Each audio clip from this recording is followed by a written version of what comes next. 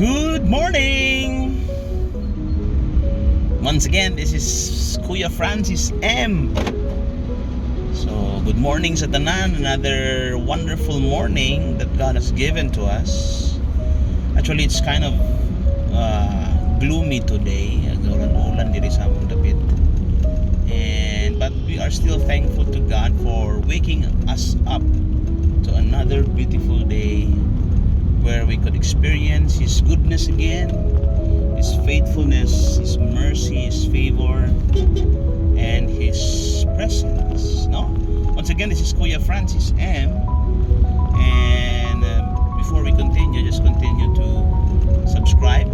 Press the subscribe button below and like, follow, and stay tuned for more positive videos. Now, again, this would be our daily dose of God's Word for our lives, because I do believe na ang pulong sa Ginoo, the Word of God, will always be our guidance, the source of our strength, the source of our provision from God. Okay? So, for this morning, actually akong buhaton karon. Today is August 31. And time check, it's 10:26 in the morning, and I am tasked to go to Moresco. Moresco is our electric company here sa among dapit, electric cooperative, where we will pay our electric bills every month. So, but God led me to, as I was going to the place na actually I'm going to man there, God reminded me to how to connect to the source of life, the source of strength, the source of provision, and the source of help in our lives. Just like paying sa atong mga electric bills, we need to pay so that we could always connect to the electricity nga ilang gihatag. No? Okay, if we're not gonna pay, dili ta magbayad sa electricity, putol ang hitabo, maputlan ta ang kuryente.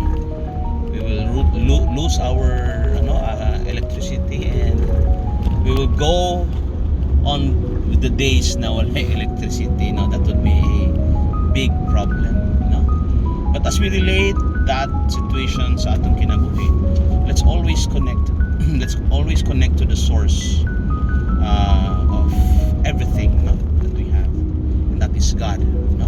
It says in John 15:7, but if you remain in me, Jesus was telling us, but if you remain in me and my words remain in you, then you can ask anything that you want, and it will be, or you need, and it will be provided for you.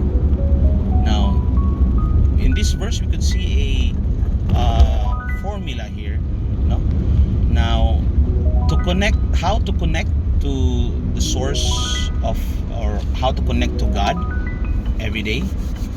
And we need to always be reminded of this, and I do believe it's an attitude that we need to develop, and kanabitang a value, a characteristic in you we really need to develop. So there are three ways again in how to connect to God based sa passage na ituha. Number 1 is remain in me. It says in verse 7 na remain in me. When you say remain in me, magpabilin ta sa Ginoo. Now, there will be times na we will experience problems again. We will experience trials in our lives. But the Word of God is telling us today that there's no other way where we could always connect to God but in His presence. Always look for the presence of God in your life today. My question for you is, are you looking for God's presence in your life?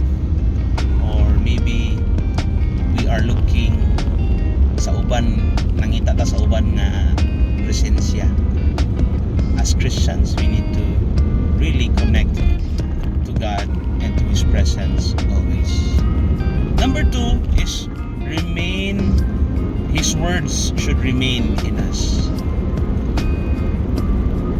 It means na we always look on to His words, and His words will always be found in the Bible, no? Sometimes kaniyatong katanungan, the question is, what are we hearing today? What words are we hearing today? Maybe atong katanungan kuminti mga bad news, bad reports, mga chismis, mga marites, no?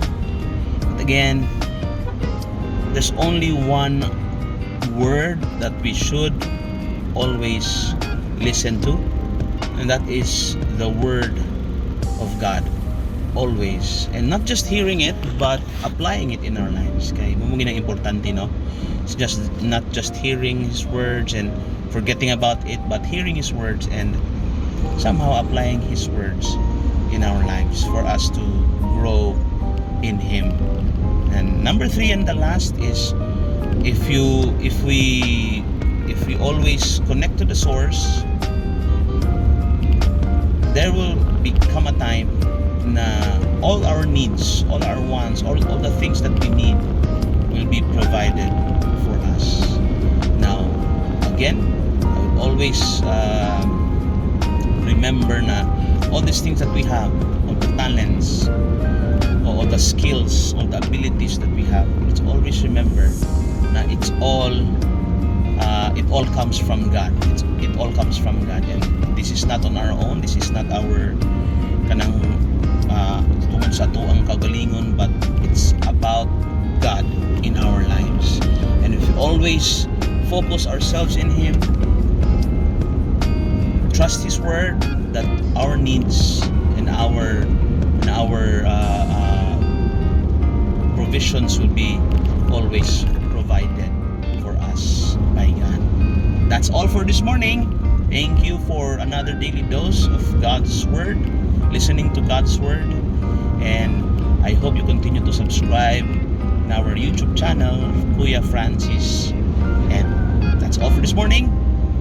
Good morning, and God bless us all.